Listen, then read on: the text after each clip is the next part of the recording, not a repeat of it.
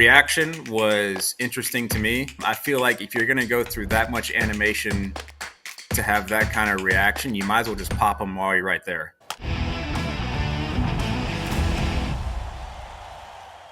Max Muncy, man of Sunday Night Baseball, joining us right now. Max, what's up, man? How was that night for you? Yeah, it was fun. Obviously I enjoyed it. It was a good win. Good for the boys. We got to celebrate it, so it was good. Bat flip? I mean, were you have that planned or what? Because that was an epic bat flip you had. I mean, that just natural, or you've been like holding that one back for that big moment when all of a sudden, woo!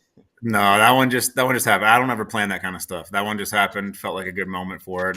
It's kind of a big moment for us off the lefty late in the game. Got us the lead. It was a good one. But you can't hit lefties, I thought. That's what I was going to say. No, I can hit lefties. We just have some guys that hit lefties better than I do. Oh, okay. Do you believe that? Do you believe that? Because I think if you get – that's what I felt like, and I'm putting words in your mouth. That's what I felt like the bat flip was. It felt like it was like, yeah, I could do this all the time. To me, your at-bats against lefties are really, really good. If I go back and watch them, to me, I don't think you're dominated by lefties. Look, the bullpen lefty is a tough one, right? But that's why they're there. That's the whole reason they're on the team, is to get lefties out of the bullpen. Those guys are nasty, especially now. Jojo Romero for them, whipping a 98-mile-an-hour sinker in there and then a sweepy slider. It's just not really a fun at bat. I mean, the other night he struck out me, Shohei, and Freddie. And, those other two guys, those are really good lefties also. And he still struck them out like it was nothing. So the bullpen lefty is always a tough one. The starter lefty, to me, I always felt like I've had really good at bats off starter lefties. It's just, last couple of years, my swing hasn't been right. I had the injuries, and so the numbers get skewed there a little bit. But before then, I felt like I hit pretty well off lefties, off the starters all the time. Well, you hit lefties, I'm sure, in the minor leagues, right? You had to hit lefties to get to the big leagues. I never understood that. I hit left-handed, and I was fine against lefties in the minor leagues, and you get to the big leagues, and they're like, "Oh, we're gonna have the righty guy hit for you." I'm like, "But I always hit lefties just fine, and now all of a sudden I can't hit." Like, wait, what changed? Just because I went up a level?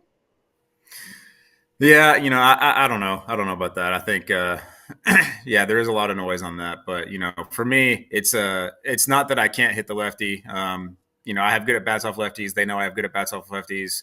But we do have some other guys that the whole reason they're there is to hit lefties, and that's just how the team is, and that's how the team was designed and built, and that's one of those things where you got to buy into it. And if you're there questioning it, then it's going to make things a little bit difficult for guys. But I'm all in on it, and I'm not sitting against every lefty, but we have to get those guys at bats. And yesterday was a good day for me to have part of it off. I guess it was supposed to be a full off day, but if there's ever a chance to win the game, you're obviously not going to complain about that. Oh, you mean you weren't going to be like, "No, Dave, I don't want this at bat." Yeah, there's no one on the team that does that. We all buy into it. We're all there to win, and that's what makes it fun. Hey, as a third baseman, when you're watching, I have to ask you this question because it happened twice, and I don't know. I mean, maybe it happened to me once in my career. Catcher's interference. Are you going to tell Barnes and Will Smith to back up a little bit? Because Goldschmidt almost knocked Barnes' arm off. What's funny is that we have our pre-series meeting before we play every team, right? And Bob Guerin, who loves doing this stuff, gathers all the random information that no one else even thinks about. He actually collects how many times a batter has gotten catcher's interference over the last 2 years, and so he'll tell the catchers that. And the two guys that had it, they were on the report, and I guess it just we forgot or we weren't listening or the swing was longer than what they thought. Not entirely sure, but those were the two guys that were on our reports that have a lot of catcher's interference. So what you're saying is Will Smith wasn't listening because he was spending his new extension money since he got 10 years? I mean, how come he got 10? You only got 2. That is not what I was saying. No, but he got 10. You got 2. I mean, do you go back and say, "Hey, Andrew, some of that, I'll take a couple more years." We'll see what happens on that one. All right? Obviously, you were happy for Will, right? Like that's pretty cool. 10-year deal for a catcher. Yeah, it was incredible, especially for Will. Such a good dude, such a good teammate. Guy works so hard, and to see him get rewarded for it, and especially in a place that he wants to be, you're always rooting for stuff like that to happen. And so when the news comes out, you're obviously ecstatic about it. And, me and my wife, we were super happy for their family. We reached out to them and just relayed how pumped we were. We were tough to contain our excitement for them. Do you guys have a celebration in the clubhouse for dudes like that? Do you mention it, or is it just kind of like, you go up and say congrats? Do you have like, hey, we all bought this and you're going to pay for it? Kind of like breaking in his new contract? Yeah, he gets to pay for dinner, Okay, with you and your wife, is that what it is, or is it just the rest of life? No, the whole team. He gets to pay for dinner for the whole team. It's all right. And what does Shohei say? Should have deferred it. Don't worry, Shohei's got to pay for dinner also. Okay. We all take our turn. Will's already picked out his spot, so he's ready for it. You guys say to Will, congratulations, you're the 20th highest paid player now on this team. Kind of feels like that, but no, I think he's doing just fine. I don't think he's too upset about that. Yeah. Did you buy dinner in Seoul? Because we haven't talked to you since you went over to Korea. Did you buy anything in Seoul that we should know about? No, I was pretty low key. I was, the week before we left, I got was it Norovirus? So I got extremely sick. I dropped about 12 pounds just throwing up and in the bathroom every 30 minutes. So when we got over there, I was really kind of just focused on trying to get some of my strength back. So you didn't eat any of the weird stuff then? You had an excuse. You had the cousin of the coronavirus, the Norovirus. Yeah, I didn't venture out into some of the street food that was out there, but the food that they did have for us was actually pretty good. It just it didn't entirely sound enticing to me just because I was sick, but the stuff that I did have was really good. How about another rich dude on your team, Yamamoto, going from a shaky first start to the one that we just saw this weekend, looking much sharper. So what did you observe from him in that first start? Like simply nerves, did you be a little nervous in your first start? He's going to be fine. He's going to be really good. I know it's a different league, but you don't do what he did in Japan and come over here and you're suddenly just not a good pitcher anymore. We all know he's going to be fine. It could have been nerves. It could have been, it could have been any number of things. But, I think what we saw the other day is really more what we're expecting out of him. And I think what he's expecting out of himself. And but he's not going to punch out the world, right? He's going to have his strikeouts, but it is a different league. And there might be a couple ups and downs for him, but, he's going to be just fine and he's going to be really good. Okay.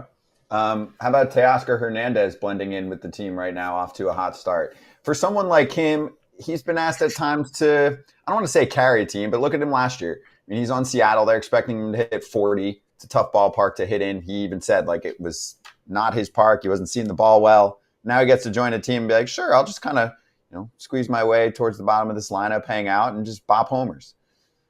Yeah, it's a good spot for him. It's that's one of the huge things with our lineup is it allows guys to just be themselves and not have to try to do too much, not try to be someone that they're not, and not put too much pressure on themselves. And so for him, it's a chance to just relax, and he's going to have plenty of opportunities to drive in runs. He's going to have plenty of opportunities off lefties. It's the chances are all going to be there, and so far he's been doing a good job of it, just kind of relaxed, and there's not too much tension and pressure on him. And we got three other guys that are taking a lot of that attention, and for the most of us, it's a good thing. It just kind of helps us relax and allows us to go out there and play the game. I tell you who's grabbing all the attention right now is your leadoff hitter. What did he eat in Korea? And then were you all like, I want some of whatever you've had? Because then he just carried it right over to LA. Yeah, I don't know. He's off to one heck of a start, huh? It's to me, it's almost this shortstop thing is making him just focus so much more on other things because he's working so hard to be ready for shortstop that he is just so locked in on everything that he's doing.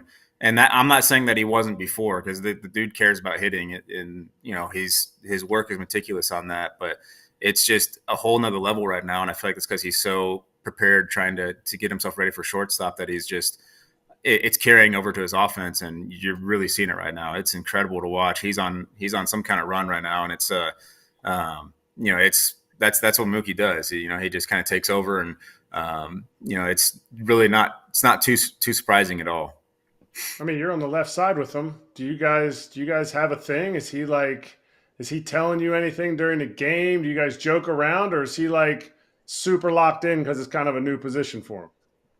No, he's pretty light out there. You can definitely tell he feels comfortable right now. He's me and him are working hard on our communication and our, before the game, we're doing a lot of drills where we're trying to work on communication, letting each other know where we're at, and just work on a couple of things. And it's been going really well. And we get in the game, and it allows him to relax because we're understanding where each other's at, and we're able to crack a few jokes here and there and just laugh. And it's been a good time so far. And I really feel like he's gonna turn out to be a really good shortstop.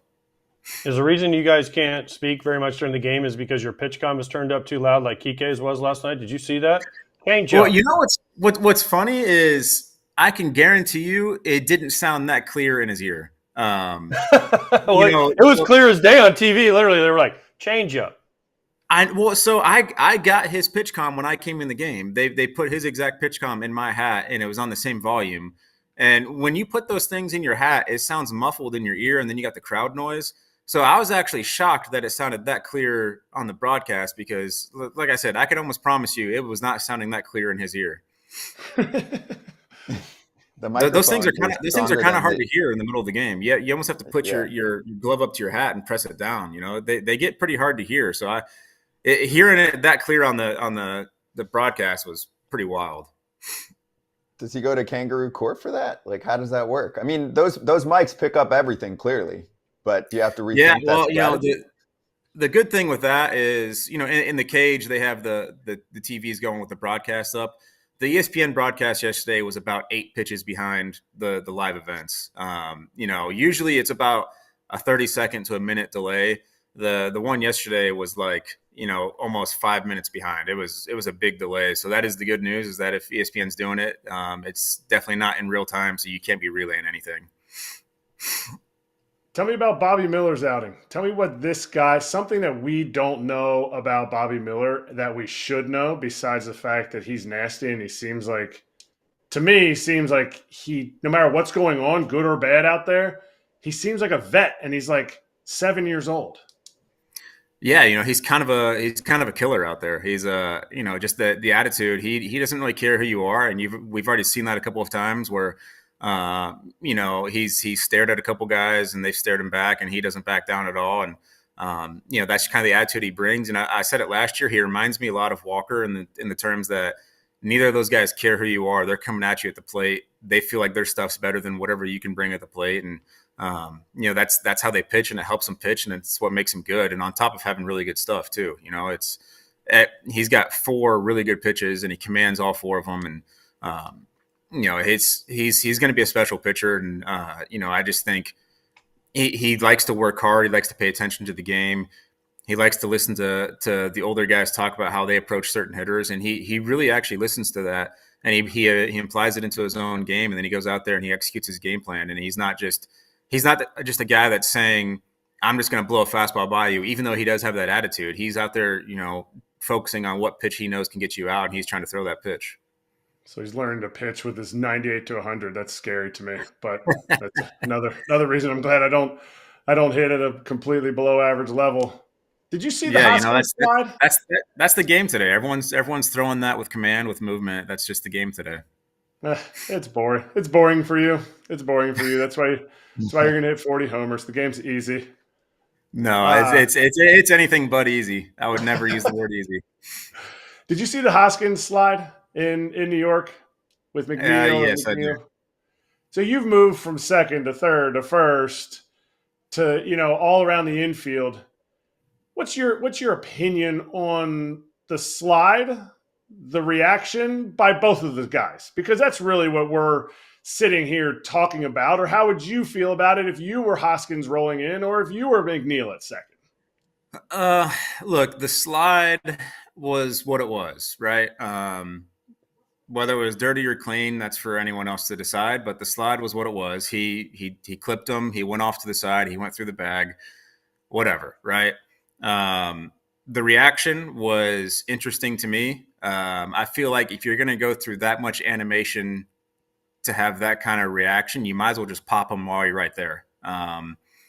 Instead of letting the benches clear and then this turns into a big ordeal, you might as well just get it over with right there.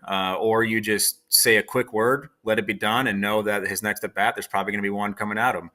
And I think Hoskins knew that, just kind of watching the games unfold. When the ball went behind Hoskins, there wasn't too much of an overreaction from him. So to me, that told me, hey, he kind of knew it was coming, and he did what guys that know it's coming usually do. He looked at the pitcher and said, hey, if you're going to hit me in the ribs. Don't throw it at my head. There was nothing about, hey, why are you throwing at me? It was, hey, if you're going to do it, put it in the ribs, not in the head. So that to me tells me that he probably knew it was coming. And, to me, again, that's one of those things where, hey, just say your piece and move on. And the guy that made the slide knows there's probably one coming at him. You hit him, and then it's over and done with, and the thing moves on. Whereas now it's become such a big deal that the next time they play, the umpires are going to be on top of everything. They're going to be warning anybody before a single pitch is even thrown. It's the media is going to be making a big mess out of it instead of just moving on. So to me, the reactions were a little strange. That damn media! I tell you what, that damn media. Just Fox. Just Fox. Yeah. Hey, Max, I talked about it.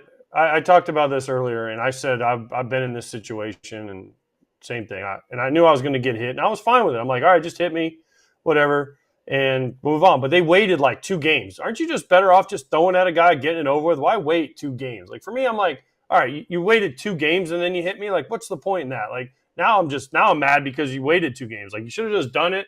Got it over with in game situation, whatever, but still just get it over with. I've always been on the side of, if there's retaliation that's needed and it's needed, just do it and then you move on. Everyone's, it's clear. Hey, you got yours back. It's over and done with. You didn't go up my head. We're all good. Let's move on. Let's just play the game. Now nothing needs to be talked about. It's done.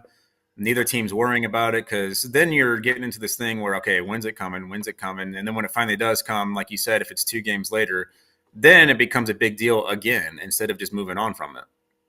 You feel like players should take care of this, or you feel like the manager's the one, hey, this is when we take care of this, or this, I'll tell you guys when we're going to throw at this player? Or do you think it should be something that the players take care of it on their own?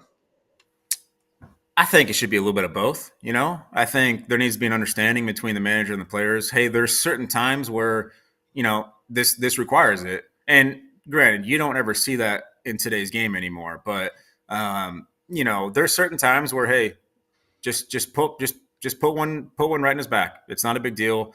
We'll move on, and nothing happens from it. And I think there's times where the manager agrees with it. There's times where the players agree with it, but yeah, you don't see it as much in today's game anymore. I feel like that's something you saw, and I'm not an old school player in terms of my service time, but you saw that a lot back in the day. Guys would wear one, you move on. If you had another exception with it, then you might have slid hard into second base on a certain play, but you took care of things on your own, and you didn't let it become these big deals, and you were able to move on from it. Do you like these rules? What rules? Less contact? I don't know, because now you're like it from a safety perspective. Sure, it's awesome. We don't have to worry about as much, but at the same time, now these little ticky-tack things are becoming these big deals because you can't take care of them. So I think it goes both ways on it. Yep, fair. Max, back to the top here. Congratulations on the big dub. Many more coming. It was fun to watch. Put on a show. More bat flips. I need more bat flips. You want more at bats against lefties? Lefty starters. By the way, I don't know. You can't see this, but I wore it for you, and we have Jeff Blum coming on, who also lives in Texas. So you're from Texas, but I don't know if we can get a single of my shirt or not. But it's just for you, Max. Don't mess with Texas. Oh, there we go. Don't mess with Texas, but definitely don't mess with. Oh, come on. I like how you got the alligator skull on there. That's it's about right. Yeah. Nice. Max, awesome game. We'll talk to you down the road, all right? All right, sounds great, guys. Hey, everybody. Be sure to like and subscribe for more content. We're back here every weekday, all year long, so do not miss an episode. The videos are coming in all day. Here's another video you might enjoy. Baseball the way it should be covered.